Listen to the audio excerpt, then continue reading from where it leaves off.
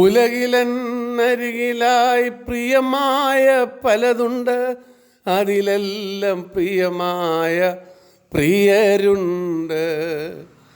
എങ്കിലോ Calvary സ്നേഹത്തിൻ മുൻപിലായി അലിഞ്ഞു പോമിവയെല്ലാം മഞ്ഞുപോലെ. നിത്യമാം സ്നേഹത്തിൻ ആഴമുയരവും നീളവും വീതിയും ആരാഞ്ഞിടാൻ. നിത്യമാം സ്നേഹത്തിൻ ആഴമുയരവും നീളവും വീതിയും ആരാഞ്ഞിടാൻ.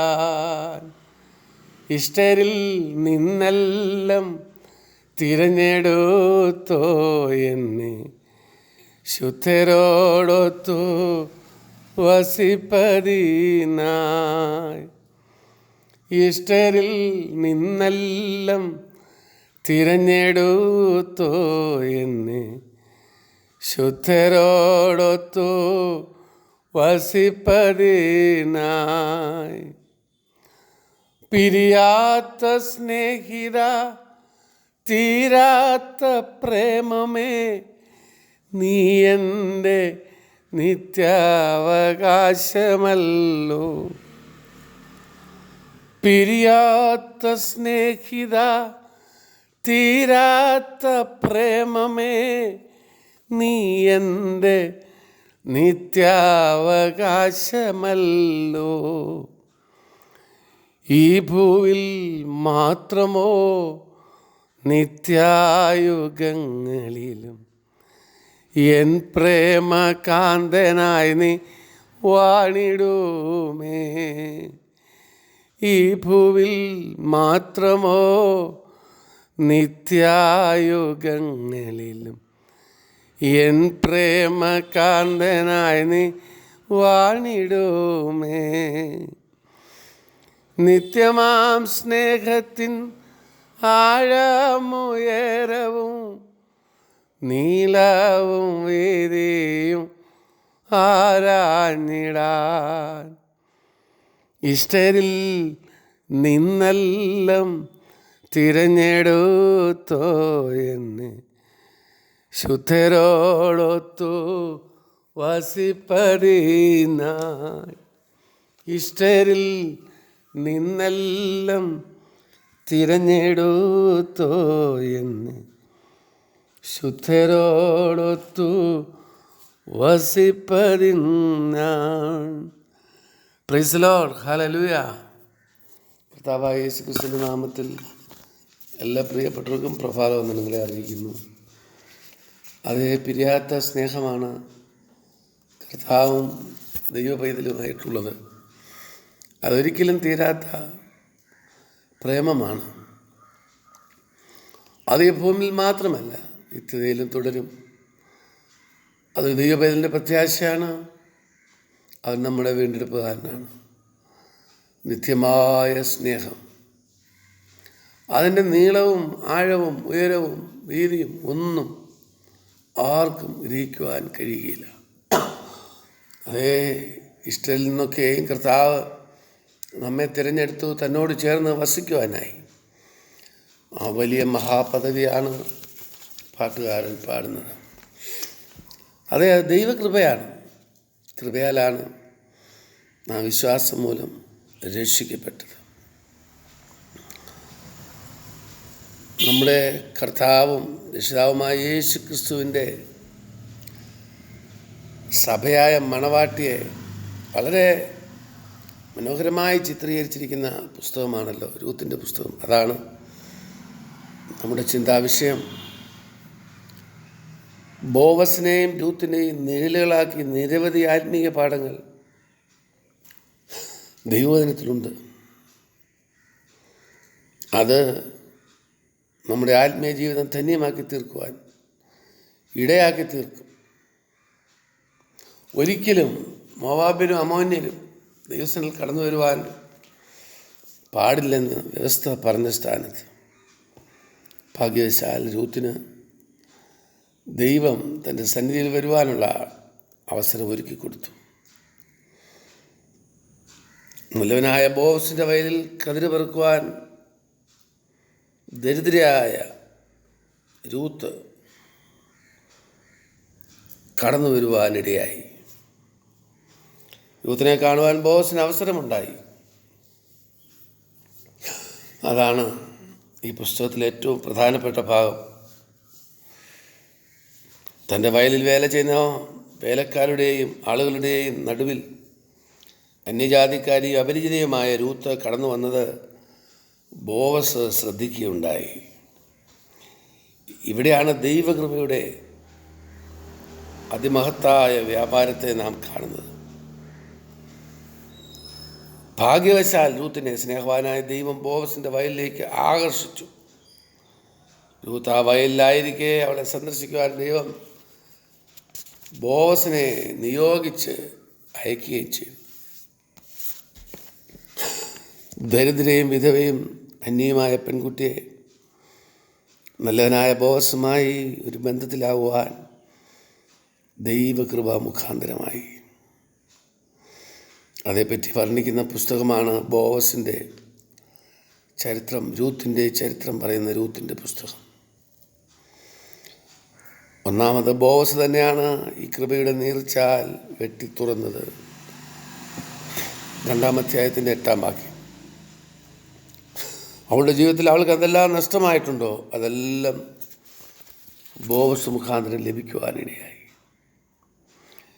രണ്ടാമത് ബോവസ് അവളോട് ഹൃദ്യമായി സംസാരിച്ചു.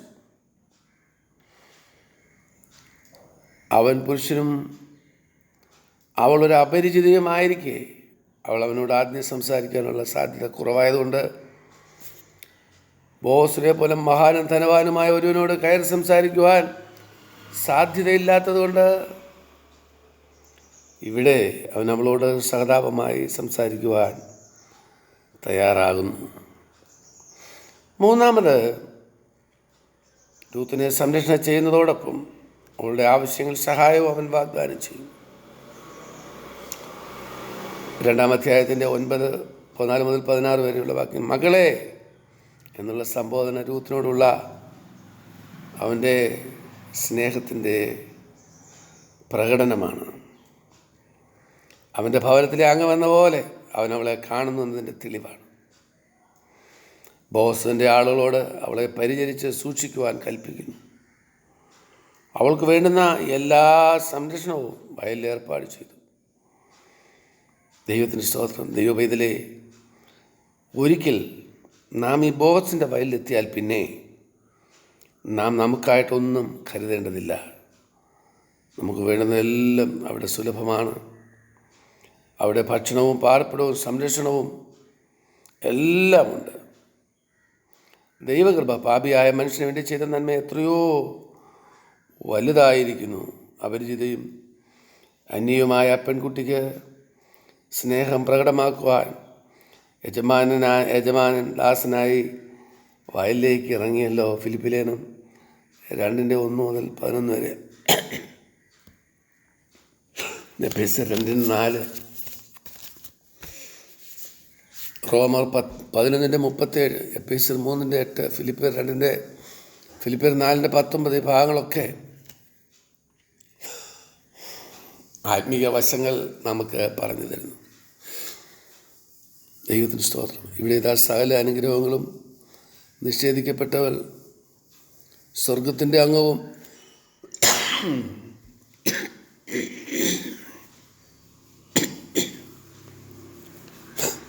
സ്വർഗത്തിലെ സകല അനുഗ്രഹങ്ങൾക്കും അവകാശിയും ആയിത്തീർന്നിരിക്കുന്നു. ഈ കൃപയെ നമുക്ക് എങ്ങനെ വർണ്ണിക്കാനാകും?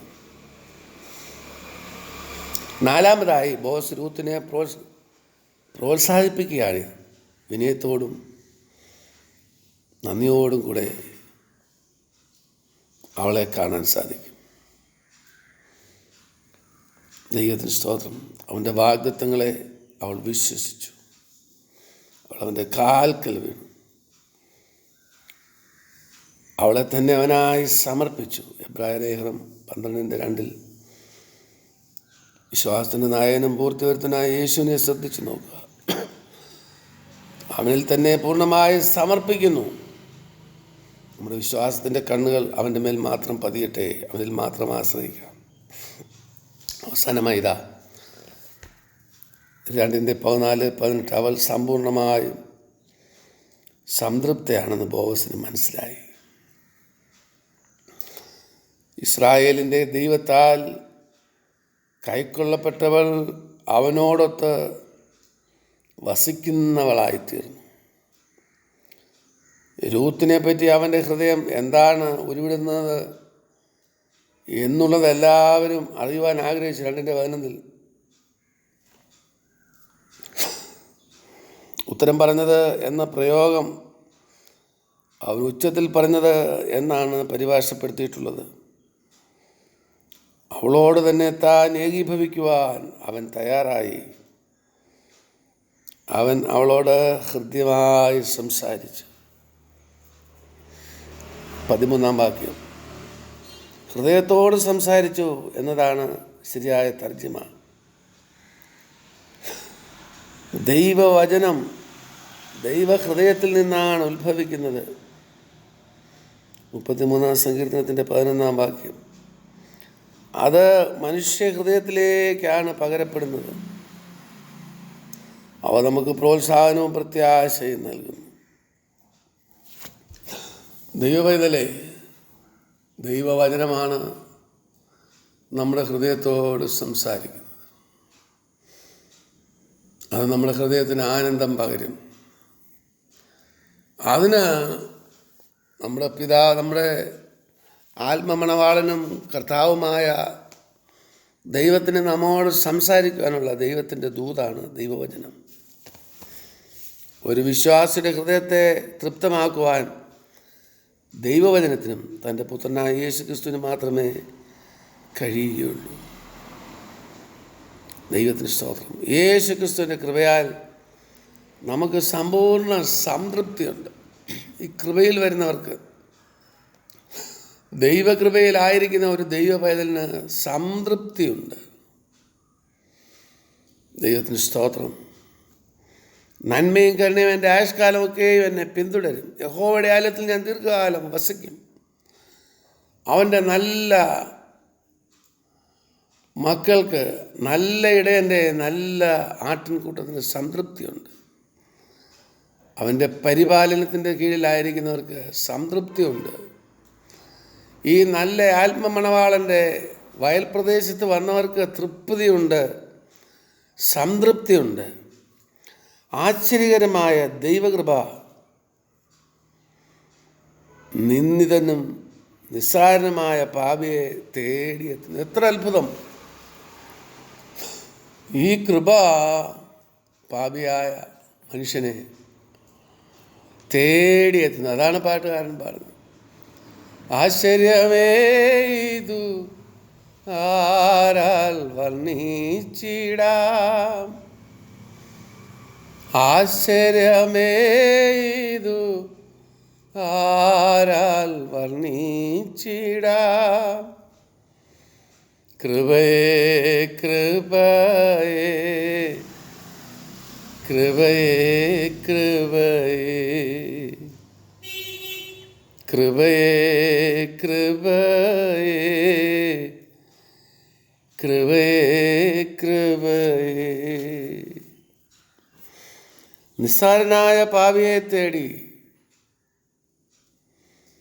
സ്വർഗത്തിലെ ദൈവം ഭൂമിയിലേക്ക് ഇറങ്ങി വരുന്നു. അവനെ ആശ്ലേഷിക്കുന്നു,